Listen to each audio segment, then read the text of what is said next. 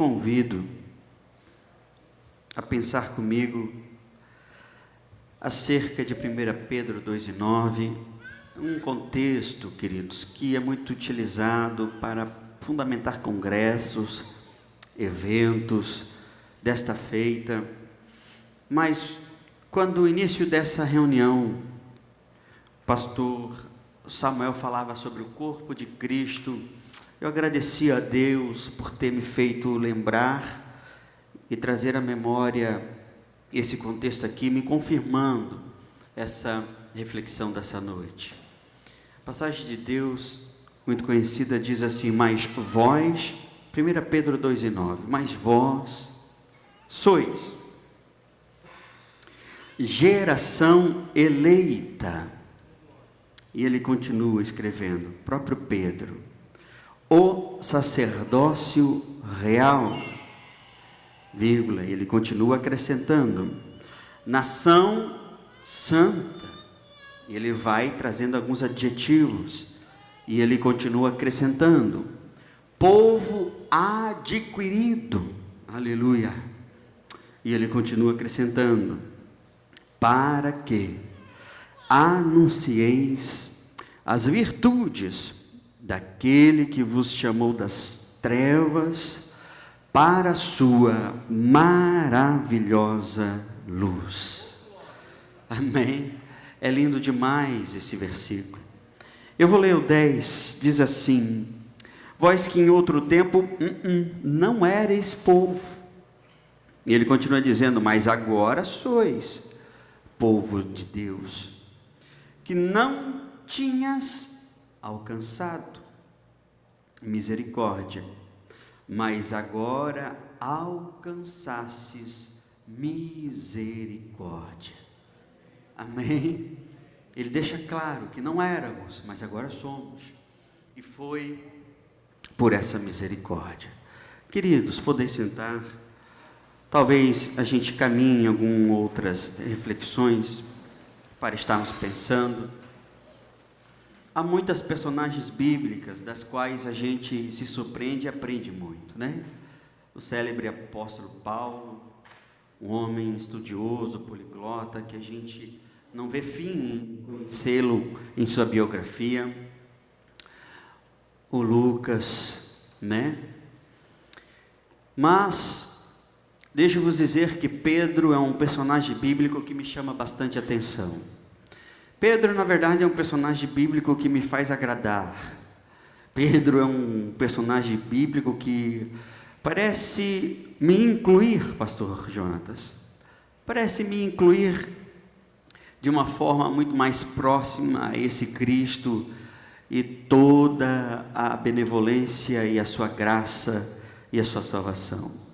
Pedro, conforme tu anda e conhece a biografia, você vê nele um homem comum, você vê nele um homem de uma profissão, ele era pescador, você vê nele um pai de família, a Bíblia menciona a sua sogra, portanto tinha sua esposa, trabalhava com pescados, era pescador, possivelmente para aquele momento e para aquela época, um empresário, porque já lidava com barcos e tudo mais, né? E ele é um dos primeiros discípulos que Cristo se apresenta, Simão Pedro. Você vai encontrar isso lá em João 2, quando ele vai escolhendo os primeiros discípulos. Ele se apresenta a Pedro no mar da Galileia, e ele estava pescando, e a única coisa que o mestre vos diz é: segue-me.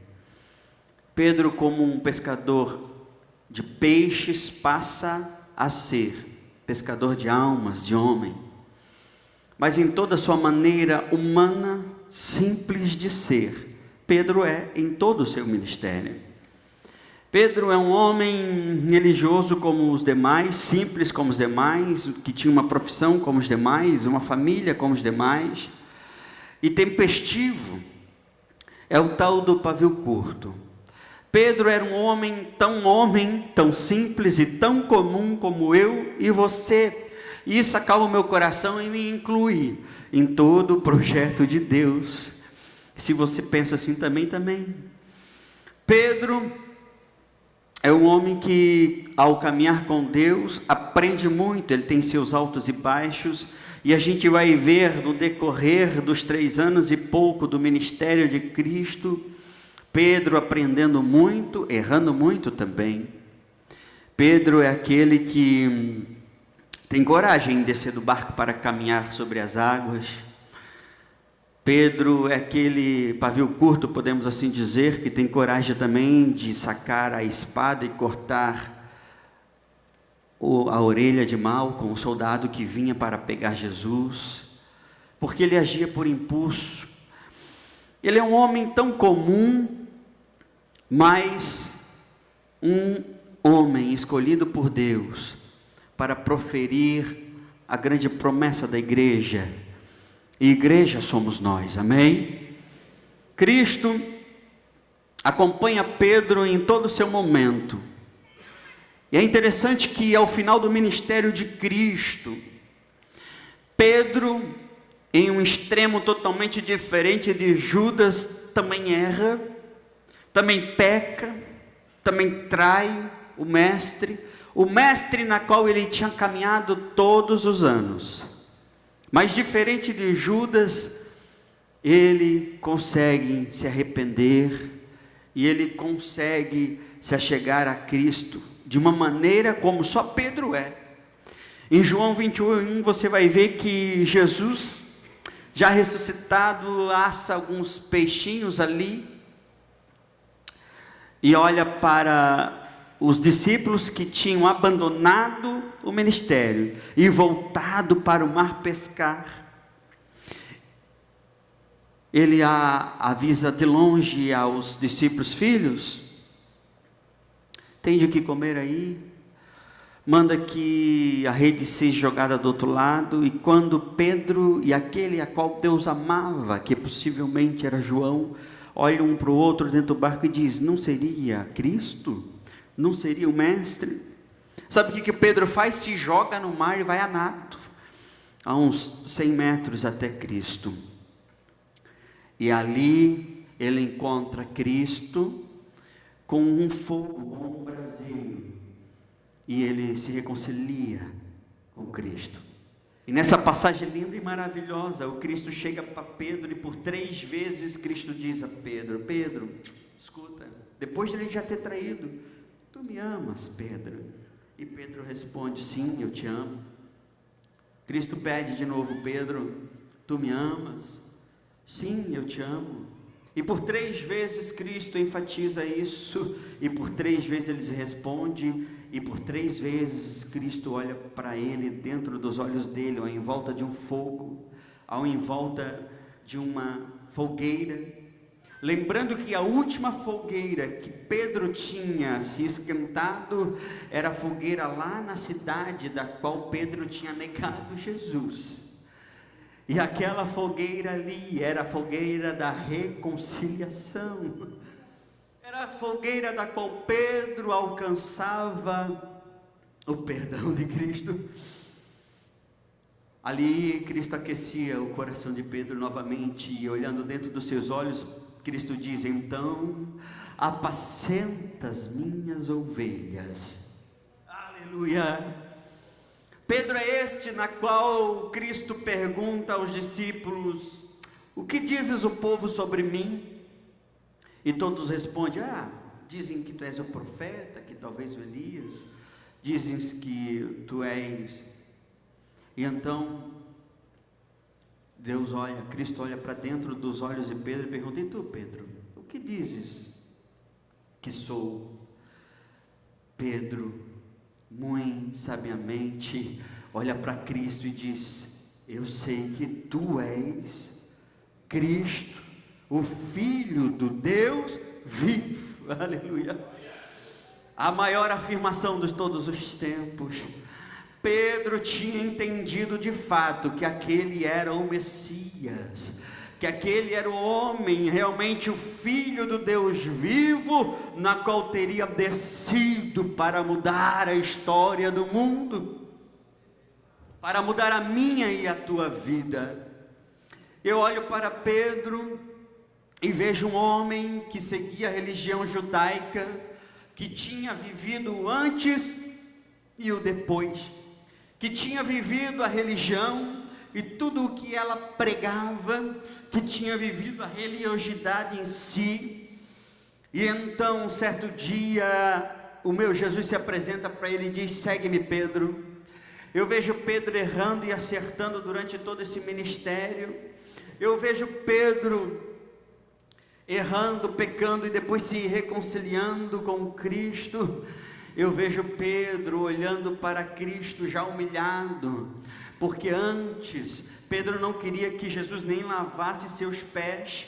Então Cristo olha para ele naquele prepúcio, naquele pré-morte. Cristo já estava chegando na cruz, naquela noite de ceia, e diz para Pedro: Pedro, se tu não deixares que eu lave seus pés, tu não terás parte comigo. Então Pedro, sendo Pedro, se levanta: não, Deus, então lava meus braços, minha cabeça, lava-me tudo. Pedro era Pedro como eu e você. Então Deus: não, Pedro, você não entendeu. Se tu já me recebeu, já estás limpo, aleluia, já estás purificado. Eu lavo os pés para vos ensinar que devemos servir, e para vos ensinar que essa é uma prática que devemos sempre ter, chama-se santificação. Ele nos deixa alguns ensinos ali, aleluia. E então, desta feita, Pedro, mexido e transformado e humilhado diante de Deus, diante daquele fogo, diante daqueles peixes ali, ele olha para Cristo. Ele não diz mais para Cristo com veemência como dizia. Se você for ler o texto de João 21, você vai ver que Cristo olha para ele e pergunta: você me amas? Com uma expressão de ágape, ou seja, um amor de Deus. E Pedro responde: sim, tu sabes que eu te amo, mas com uma expressão de filéus, ou seja, eu te amo, mas eu te amo como se gostasse de ti. Eu entendo agora, Deus, que eu sou fraco, eu tenho minhas debilidades, eu tenho minhas fraquezas. Pedro tinha crescido, Pedro tinha se edificado e aprendido com os seus erros. Ele tinha entendido que mesmo que ele não tivesse o amor que o próprio Cristo consegue ter por nós, mesmo assim, ele é e seria amado por Cristo Jesus de forma plena, que só Jesus ama como a mim e a você, aleluia. Louvado seja Deus. E então ele estava preparado para o seu ministério, ele estava preparado para apacentar.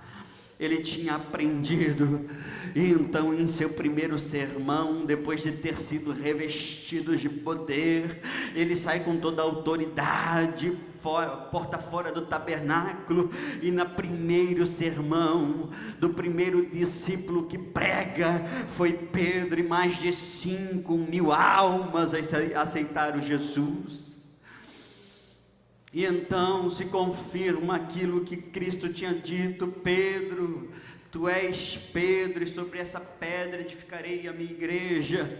O termo ali estava dizendo: tu és Petro, ou seja, tu és um fragmento de pedra, e sobre Petras, que seria a rocha, falando dele mesmo, que era o Cristo, eu edificarei a minha igreja, aleluia. E ali é o prenúncio da igreja primitiva. E então quando a gente chega aqui em 1 Pedro 2:9, nós vamos ver já um Pedro que já tinha caminhado quase 60 anos de seu ministério, já era um homem de idade, e ali o império vivia uma grande perseguição aos cristãos e à igreja primitiva. Pedro, com toda essa bagagem, Pedro com todo esse caminho, com toda essa experiência, ele chega em 1 Pedro 2:9, ele começa a escrever: vós sois geração eleita, um homem de vasto conhecimento e de vasta experiência, um homem que tinha caminhado com o mestre, um homem que tinha visto e vivido o antes e o depois de Cristo. o homem que tinha sido precursor da igreja, um homem extremamente judeu, que recebe uma visão dos céus de animais impuros, e ali Cristo dizendo para ele: não tornais e não acreditais ser impuro aquilo que eu torno puro, Pedro. E ele sai e vai até os gentios, até Cornélio, e prega para aqueles que não eram judeus, e toda aquela casa aceitou a Cristo, e toda aquela casa foi batizada com o Espírito Santo de Deus. Ou seja, eu e você, não judeus, fomos incluídos nesse projeto chamado salvação. Aleluia, glória a Deus. E ele escreve: vós sois geração eleita, porque como igreja somos eleitos por Deus. Eu e você como igreja, a igreja que caminha sobre essa terra, não é a igreja Assembleia de Deus, não é a igreja da nação do Brasil, mas também a igreja americana, europeia, e por onde vai, a igreja de todo mundo, a igreja do Senhor Jesus, o povo escolhido, aqueles que servem a Cristo genuinamente. Toda essa igreja eleita por Deus, que vive aqui, mas não é daqui, que caminha aqui, mas é dos céus, que é embaixador de Deus aqui, mas que um dia estará com Ele na glória, eleitos por Deus. Aleluia. Pedro começa a colocar os adjetivos de quem somos diante desse Deus. Aleluia. Deuteronômio 7,6, para reflexão, diz assim: porque povo santo és do Senhor teu Deus, o Senhor teu Deus te escolheu, para que fosses um povo especial de todos os povos que há na terra. Aleluia. Efésios 1:4, como também vos elegeu nele antes da fundação do mundo, para que fôssemos santos e irrepreensíveis diante dele em amor, e nos predestinou para filhos de adoção por Jesus Cristo para si mesmo, segundo o beneplácito de sua vontade. Como se deu isso? Como se dá isso a mim e a você como indivíduo, como cristão? O próprio Cristo nos ensina isso. O próprio Cristo nos ensina isso em João 3, quando ele se submete a subir na noite, a sentar com um grande e célebre sábio da religião chamado Nicodemos. Ele senta ali diante daquele homem e começa a ensinar.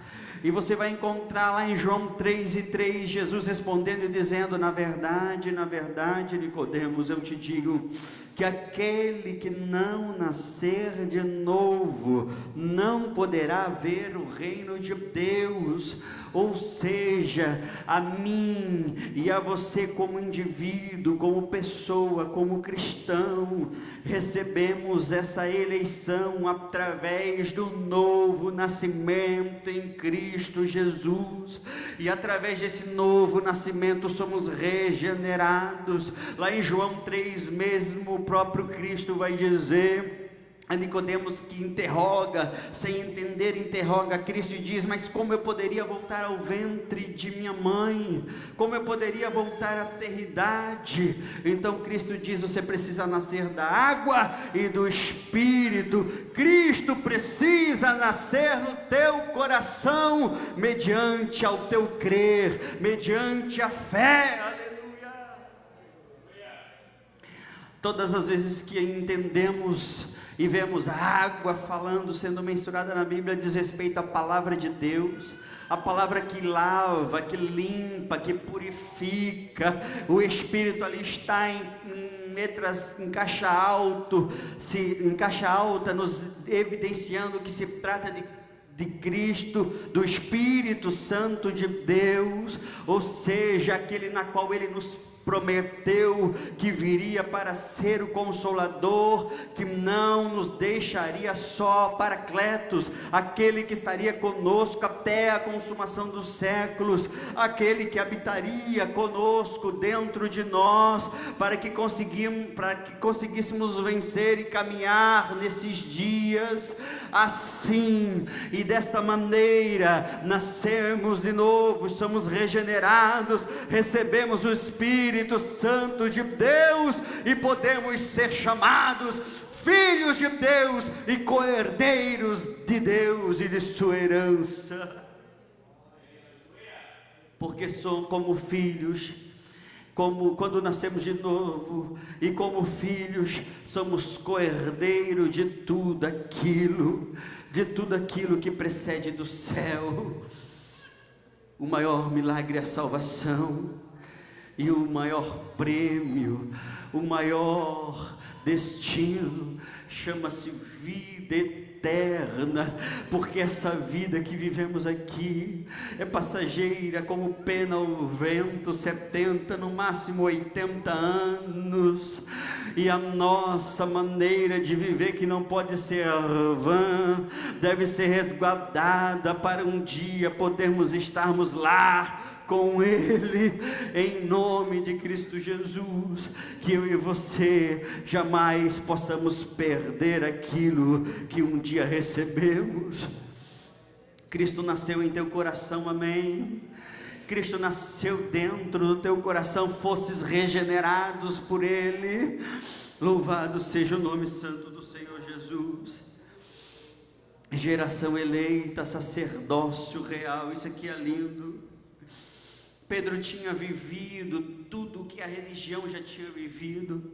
Apenas o sacerdote era o intermédio do povo até a Deus. Apenas o sacerdote te representava e me representava diante de Deus. A religião era o formato mediante a lei, mediante ao Pentateuco, mediante ao que o povo tinha recebido lá no Pentateuco.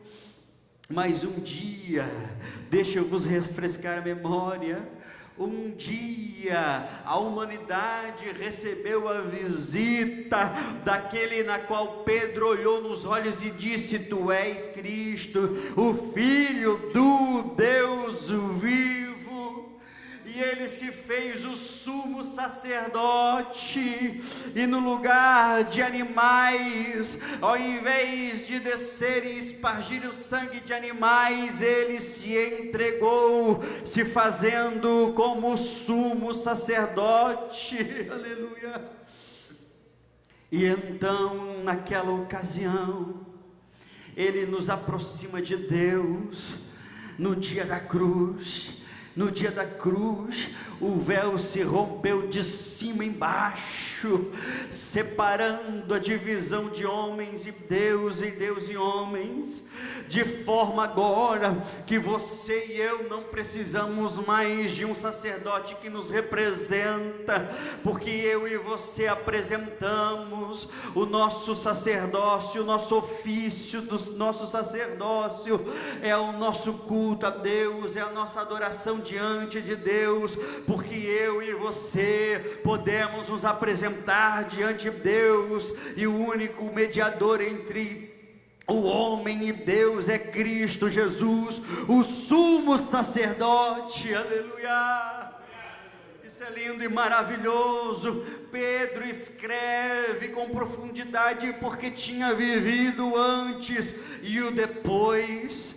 Eu faço me lembrar aqui de Hebreus 8, 9 e 11, aliás, diz assim, mas vindo Cristo, escute, mas vindo Cristo, o sumo sacerdote dos bens futuros, por um maior e mais perfeito tabernáculo, não feito por mãos. Ele estava se referindo do antigo templo e de como o culto acontecia ali mediante a figura do sacerdote, agora não mais feito por mãos, ou seja, não mais feito por mãos, isto é, não mais desta criação, nem por sangue de bodes e bezerros, mas pelo próprio sangue, entrou uma vez no santuário, havendo efetuada uma eterna redenção. Aleluia! Através do sangue dele, do Cristo, aquele que se fez o sumo sacerdote, através do sangue dele, por ele e para ele que foi feito todas as coisas, fomos aproximados de Deus.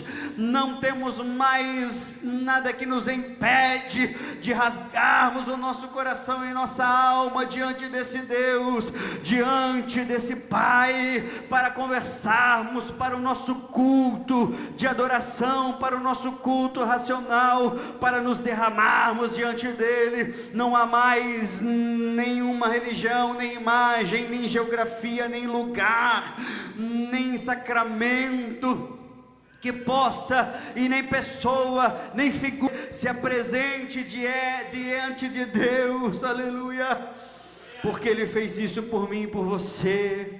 Ele, o sumo sacerdote, se entregou para uma eterna redenção, para que fosse feito de uma só vez, para que não houvesse mais necessidade de nenhuma intervenção. Aleluia, louvado seja Cristo.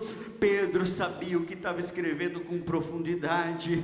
Agora nós somos o sacerdócio real, quando eu e você nos apresentamos diante desse Deus, como um sacerdócio cristão, como um culto em ofício sacerdotal, estarmos cultuando diante desse Deus e diretamente a Ele. Louvado seja Deus. Ele continua escrevendo, ele diz: nação santa. Ele estava falando inteiramente desta igreja, deste povo, de todo esse povo que um dia vai morar no céu, de quem somos e como somos, santificados por Ele, purificados por Ele. Nós somos inteiramente separados do mundo para Ele, somos regenerados do pecado, do mal para Ele. Não vivemos mais para os prazeres e as concupiscências desse mundo. Como filhos de Deus, como eleitos de Deus, somos santos e santificados para Ele, por Ele. Sabemos que santo, santo, santo somente Ele é, mas somos santificados e caminhamos em busca desse aperfeiçoamento dia após dia. Nós podemos ver aqui em Efésios 4:12, depois você marca e lê, diz assim: querendo o aperfeiçoamento dos santos, para a obra do ministério, para a edificação do corpo de Cristo, como já foi lido aqui na leitura inicial de reflexão, até que todos se cheguemos então a uma unidade de fé e ao conhecimento do Filho de Deus, homem perfeito, à medida da estatura completa de Cristo Jesus. Nós somos um povo separado do mundo, um povo que busca andar de acordo com aquilo que agrada o coração de Deus. Nós somos um povo que vivemos no mundo, mas não somos daqui, e é esse processo de santificação que ocorre através da água derramada sobre nós, que é a palavra de Deus, que é o ensino que nos edifica de dentro para fora, nos traz um caminhar com Cristo para o aperfeiçoamento dia após dia, até que cheguemos a ter a estatura onde podemos alcançar a plena salvação de Cristo para a eternidade. É um caminho contínuo, querido. Você e eu recebemos a salvação e nós caminhamos em busca dessa santificação dia após dia para um aperfeiçoamento, E eu louvo a Deus pela tua vida, porque está aqui nessa terça-feira por entender e amar esta palavra que te aperfeiçoa dia após dia, que te mune, que te vacina para viver aí fora, diante de um mundo tão perdido e tão inundado em desamor, pecado, injustiça e imoralidade. Que Deus possa suprir em mim e em ti o conhecimento de sua verdade, que Deus possa munir em mim e em você a verdadeira palavra da verdade, para que possamos viver um contínuo aperfeiçoamento em Cristo Jesus, para nos apresentarmos a Ele de maneira santa e agradável, conforme o seu pedido. Louvado seja o nome santo do Senhor Jesus. É um caminho contínuo, mas Ele está conosco, o Espírito Santo de Deus está conosco, e Ele nos diz: eu venci o mundo, tenha bom ânimo, aleluia. Louvado seja Cristo Jesus. E aí Ele vai fazer uma afirmação da qual Ele viveu e viu. Ele vai fazer uma das mais lindas afirmações. Ele vai dizer: povo adquirido. Isso aqui é lindo e maravilhoso. Isso aqui é algo maravilhoso que Ele mesmo tinha vivido. Querido, isso diz inteiramente o preço pago. A tua salvação não saiu de graça. Não foi uma visita, não foi um turismo que o próprio Filho de Deus veio fazer, não. Ele veio e se apresentou à humanidade para um propósito maior, para o maior de todos os milagres chamado salvação. E Ele não vos resgatou e me resgatou sem preço, sem custo. Ele adquiriu a mim e a você, e a moeda foi o próprio sangue e a própria morte. Pedro sabe o que escrever aqui. Pedro sabia o que estava escrevendo. Um povo adquirido por Deus. Ele não foi simplesmente um povo que foi ganhado, não foi simplesmente um povo que se achegou, se juntou a Cristo Jesus e a todo o movimento que Ele fazia. Não, Ele teve que passar pela cruz. Essa foi a moeda. Sabe por quê? Porque todos os reinos da terra não pagaria, porque todos os projetos desde o Éden já tinham acontecido, e só haveria um meio. Eu e você por nós mesmos não conseguiríamos nos salvar, não havia outro modo. Não, Ele mesmo olha para o seu Filho e diz: teremos que intervir no mundo. É necessário uma intervenção, é necessário que tu saia do Kairos e desça até o Cronos, que é o tempo do homem, é o momento do homem, para que tu habites lá, e lá haverá algo, lá acontecerá algo. É o preço da cruz, é o preço do sangue de Jesus.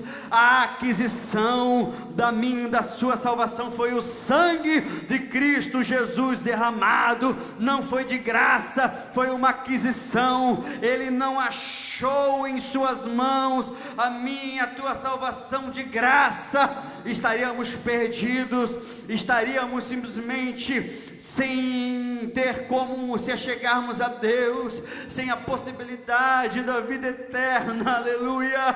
Mas o sangue desceu, Ele seguiu o propósito. Você vai ver em João 26:41, a dor e a agonia do Getsemane, ao aproximar o momento da cruz, o próprio Cristo se levanta naquela vigília, ele vai até Pedro e diz: Pedro, está todos os discípulos dormindo, ele diz: Pedro, não consegues vigiar e orar comigo nem por uma hora? Ele volta a orar no Getsemane, e por 3 vezes ele volta até os discípulos estão dormindo, sem entender que estava chegando a hora do próprio Filho de Deus morrer na cruz.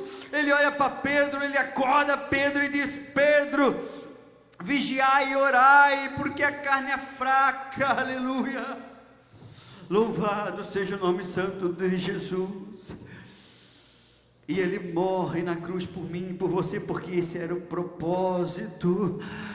Foram horas de agonia e de angústia, e Pedro consegue botar aqui algo que expressa com veemência que não foi por um ganho, mas foi por uma aquisição, a minha e a tua salvação.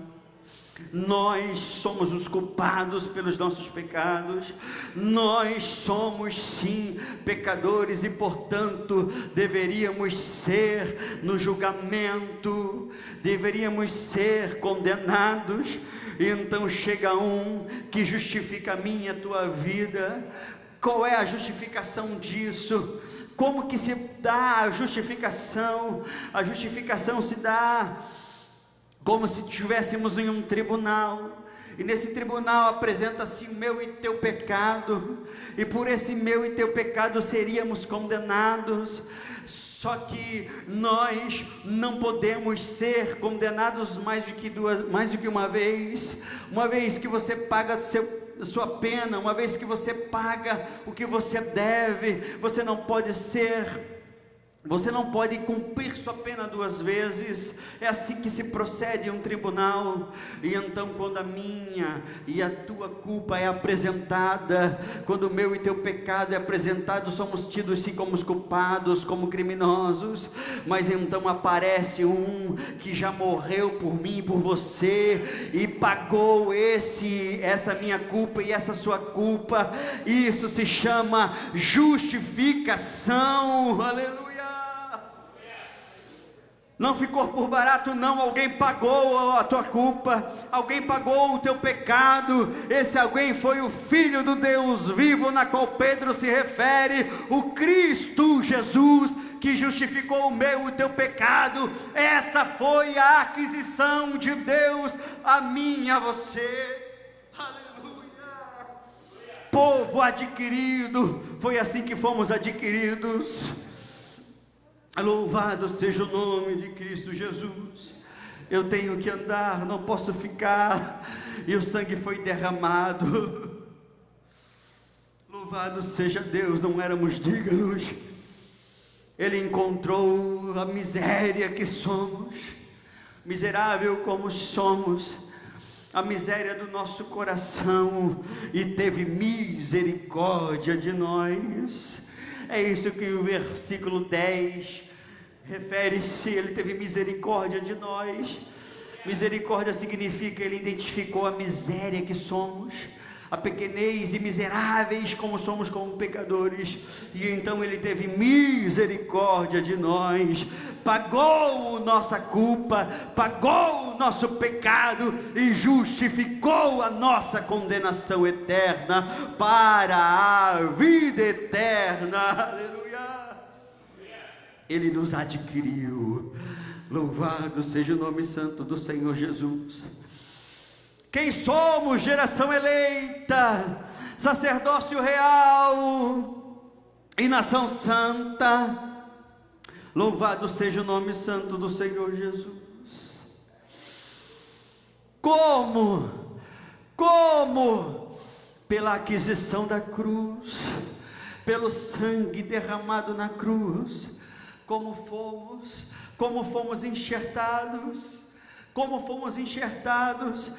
Há uma canção que diz assim: oliveira verdadeira, Jesus Cristo é, nele fui enxertado, através da fé, posso eu dar frutos, enxertado assim.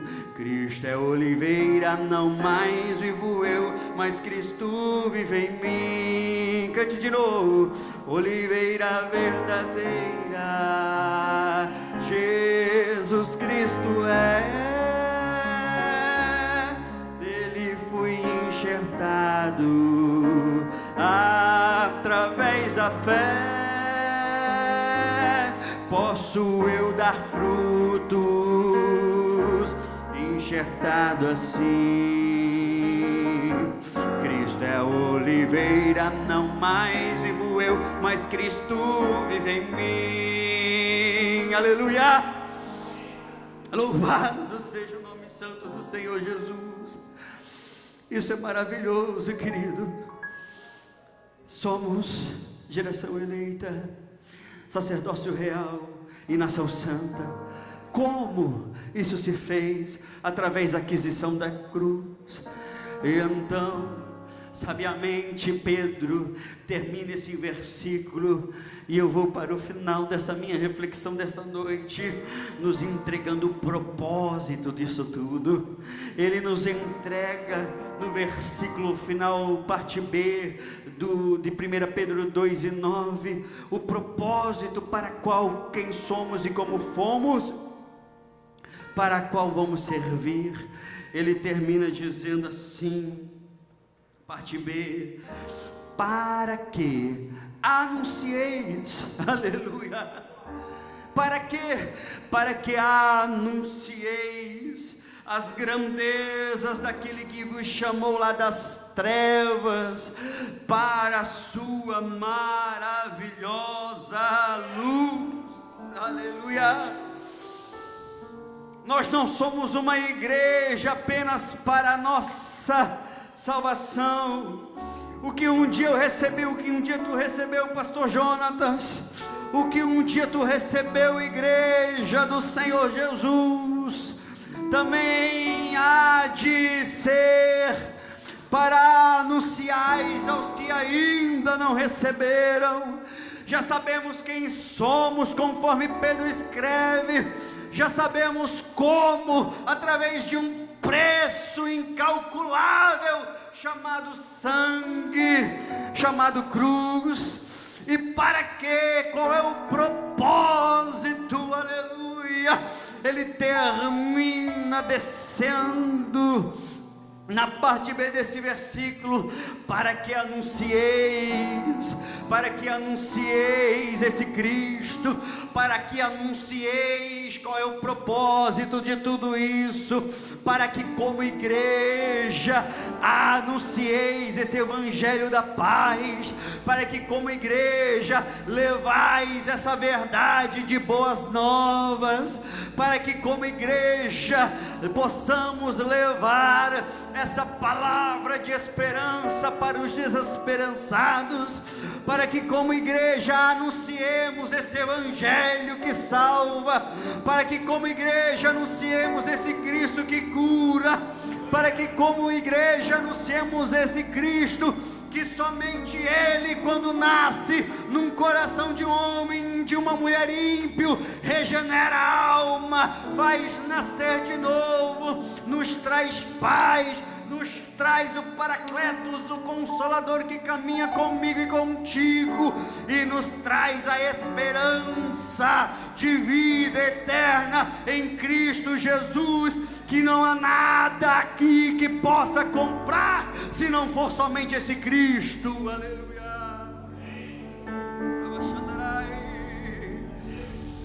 Você recebeu esse Cristo, e através da fé você foi regenerado, e foi possível através dessa verdade nascer de novo. Nasceu a esperança com isso, nasceu a paz, a verdadeira alegria, nasceu a possibilidade de milagres, de uma novidade de vida. Eis que tudo se fez novo, eis que todas as coisas se renovaram, caiu as escamas dos seus olhos, e você pôde enxergar um caminho aberto, você pôde enxergar qual é o teu objetivo, qual é o teu alvo, é caminhar com esse Cristo que te comprou, que te remiu dos teus pecados, porque você possui a esperança de vida eterna. Esse milagre nasceu e brotou dentro do teu coração. Para quê? Para qual? Para que anunciei. Existe um propósito como igreja, existe um propósito pela qual estamos aqui, para que anuncieis as verdades daquele que nos resgatou das trevas. Ele põe e evidencia daquele que nos resgatou do pecado, das mazelas, do obscuro, para aquele que nos resgatou daquilo que era confuso, daquilo que era desorganizado, daquilo da qual não nos esclarecia da onde vínhamos, onde estamos e para onde íamos, até onde poderíamos chegar. Mas então, quando recebemos, agora já sabemos quem somos: nação santa, sacerdócio real, povo adquirido, aleluia, desse Deus, através do sangue da cruz, para que anuncieis essa verdade, para que anuncieis Cristo Jesus, o genuíno Salvador, meu e seu e do mundo, aleluia. Se você acredita nessa palavra, se você crê nessa verdade, e se você entende esse propósito, sejais em pé comigo. Aleluia. Querido, eu não quero me demorar, mas Pedro sabia o que estava escrevendo. Ele tinha vivido antes e o depois. Eu quero que nesses minutos que faltam, tu possa refletir em teu coração, enquanto a adoração é cantada, enquanto a adoração é movida. Quem somos? Adorarei. Quem somos, queridos?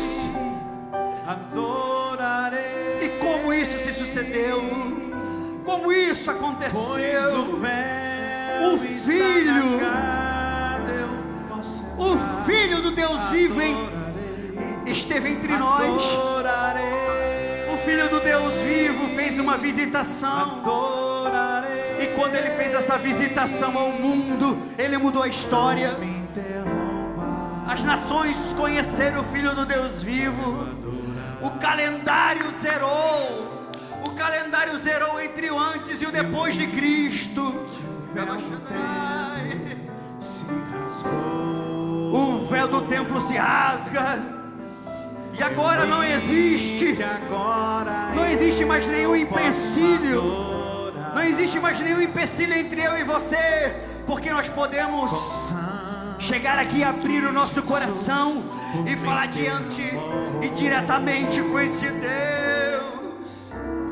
Me deu livre acesso para entrar, porque o sangue foi derramado e nós fomos comprados e adquiridos. Vai sentir por mim. Quais são as tuas palavras de agradecimento nessa noite?